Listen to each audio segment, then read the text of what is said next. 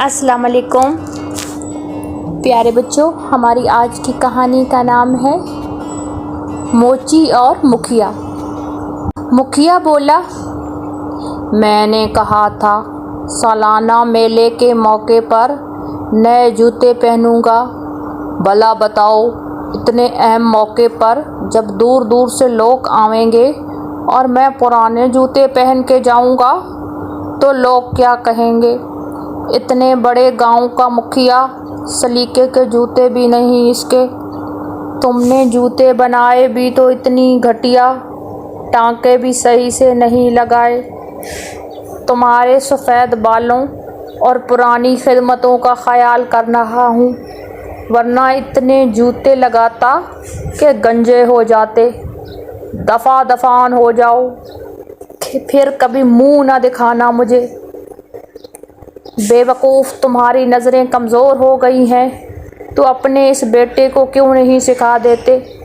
अगर ये अब भी नहीं सीखेगा तो तुम्हारे बाद हमारे बच्चों के जूते कौन बना कर देगा? कामू ने कोई जवाब न दिया और अपने बेटे शामू के हाथों में जूते थमा दिए और लाठी टेकता हुआ मुखिया की हवेली से बाहर निकल गया। शामू ने महसूस किया कि उसके बाप कामू मोची की कमर पहले की निस्बत और झुक गई है और सर के बाल भी सफ़ेद हो गए हैं, आंखें और भी बेनूर हो गई हैं। दोनों ने अपनी घास फूस की बनी हुई झोंपड़ी में दाखिल होते हुए शामू काका की बूढ़ी माँ दौड़ती हुई आई। शामू कल से मदरसे नहीं जाएगा, वो जूते बनाएगा। मेरी नज़र कमज़ोर हो गई है, टांके गलत हैं। पड़ जाने पर शामू की माँ आज मुखिया के हाथों पिटते पिटते बचा हूँ। लगता है आज सुबह किसी भले मानस का मुंह देख, वरना गुस्सा वो भी मुखिया का। खुदा बचाए, एक जूता भी ऊंचा ना पड़ता। तुम तो जानती हो वो ज़बान से कम और हाथ से ज़्यादा काम लेता है। आलती पालती मार के बैठ गया। शामू की माँ पंखा चलने लगी, घर निकल गया। चौपाल पे पहुंचा तो देखा मोचू जुलाहे का बेटा सूखों घुटनों में सर झुकाए बैठा है। क्या हुआ? शामू ने करीब जाकर उसके शाने हिलाए। वही जो हम गरीबों के मुकद्दर में है। सूखो रुहासा हो गया। हफ्तों की जानिशानी के बाद मलमल तैयार करके जब मुखिया के पास लेके गया तो थान देखते ही मुखिया मियाँ आग बगोले हो गए।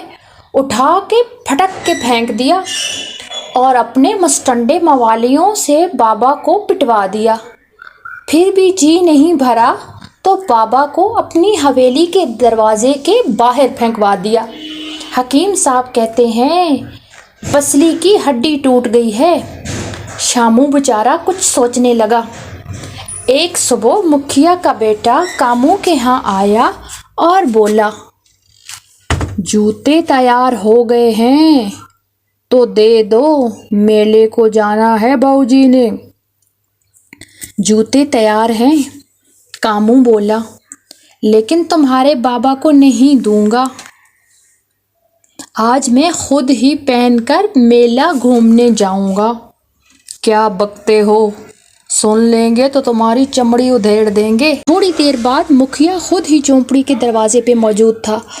वो चिल्लाया, कामू बाहर, बाहर आ कामू, बाहर आ गुस्ताख, तेरी चमड़ी उधेड़ कर फुस न बरवा दूं। तू मुखिया नहीं, नन्हे कीड़े, तेरी ये मजाल। मुखिया गरजा, नहीं सुनता बदजबान, मुंह फट होगे। कब तक औरों से काम करवाते रहोगे? कोई है जो इस सिंह की खपती बूढ़े को उठाकर नदी के गहरे पानी में फेंक आए?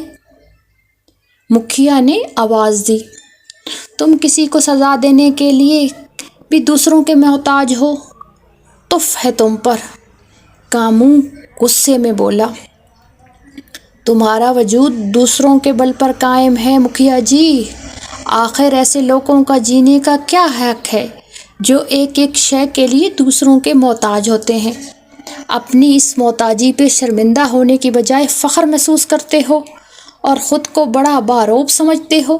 کسان غلے کے بدلے جولاہے سے کپڑا، موچی سے جوتے لے سکتا ہے، جولاہا کپڑے کے عوض غلہ اور ضرورت کی چیزیں خریدتا ہے۔ بتاؤ تم کیا کرو گے؟ تمہارے پاس ہے ہی کیا؟ تم کون سا ہنر جانتے ہو؟ مکھیا جی تو ہم میں سے ہی ہو سکتا ہے، کیونکہ ہم میں ہر ایک کوئی نہ کوئی ہنر جانتا ہے۔ مکھیا ہونے کا حق بھی ہمیں ہی ہے، اور تم تو صرف جانتے ہو روب جمانا، گرجنا، لڑنا جھگڑنا، حکم دینا۔ مکھیا تمہارا باپ بھی، تمہارا دادا بھی، لیکن وہ اس کے اہل تھے۔ وہ ہم سے زیادہ محنتی، جفاکش اور نڈر اور بے باک تھے۔ وہ اپنے کھیتوں میں سب سے زیادہ اناج اگاتے تھے، غریبوں کی امداد کیا کرتے تھے۔ ہم آج بھی ان کے گن گاتے ہیں۔ آج سے تم ہمارے مکھیا نہیں ہو، جاؤ، نکل جاؤ یہاں سے۔ مکھیا سر جھکائے سنتا رہا، خاموشی سے گویا اسے سانپ سونگھ گیا۔ مجمع دم بخود تھا۔ کامو اپنی جھونپڑی میں چلا گیا تو مکھیا اپنی حویلی کی طرف بڑھ گیا۔ پیارے بچوں، اگر آپ کو ہماری آج کی کہانی پسند آئی ہے تو آپ ہمارے چینل کو سبسکرائب کریں، اپنے دوستوں کے ساتھ ویڈیوز کو شیئر کریں اور لائک کریں۔ اللہ حافظ۔